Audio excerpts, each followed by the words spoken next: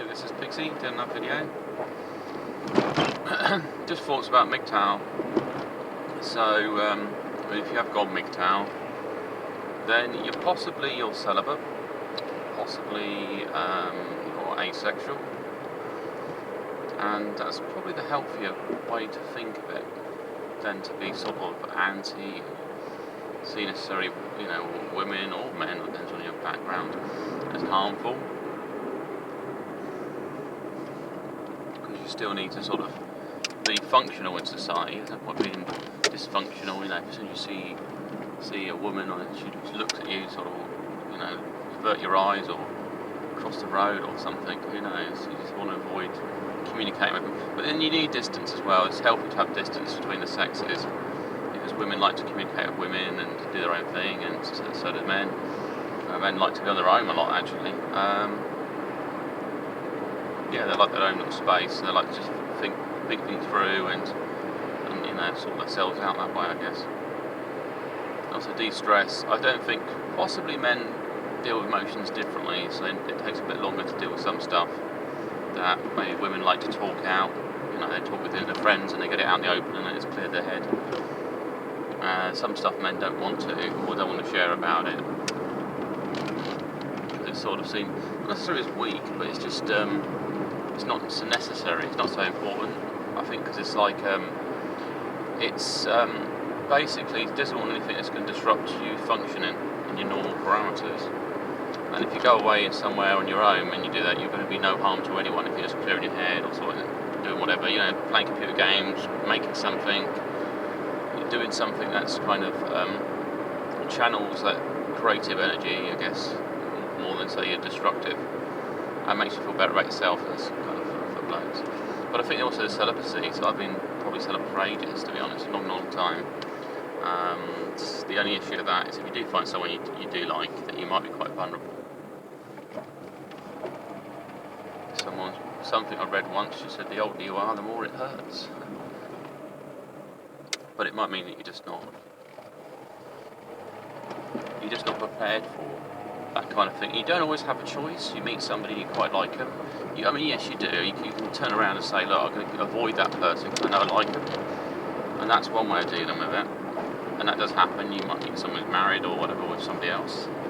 You like them, but you don't want to build anything on it. And it could be obvious that you've got some kind of affection to them. Or it could be the way they treat you. Maybe it seems quite normal when they bring you food or bring you treats in, or how they behave towards you might seem a bit touchy and feely and stuff like that, and you're not normally used to that, then that can kind of create that little bit of confusion there. But I think that's the main thing, understand what it is to be asexual and just kind of have a relationship with yourself, which maybe sound a bit egotistical, but actually it's the best way to function, to try to represent both sexes in your relationship, so you're the man and the woman on some level.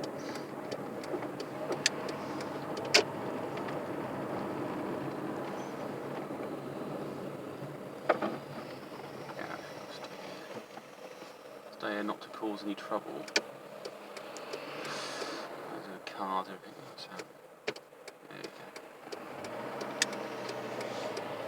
go. But it's not a bad thing. I mean, the other thing is often we concentrate on the positives in a relationship, but there's also a certain amount of work that goes into it in hardship. You're not going to be sat there doing nothing. So you have to remember, if you did enter, then there's going to be a kind of compromise. You're going to have to say, well, I can't do this anymore, I have to do that. Certain things like that. Or might be financial compromise, maybe you'd be investing together or something. At least I've got the space just to sort myself out, really. And I think we all need to do that. So going your own way for a bit is quite normal. But some people, it may be that they've lost certain elements in their life and they actually don't need to have a relationship for whatever reason. Maybe they lost their soulmate or something. They don't want to get into another relationship for whatever reason. Cheeky car. That's somebody overtaking me very close. So yeah, I mean, we all have different reasons.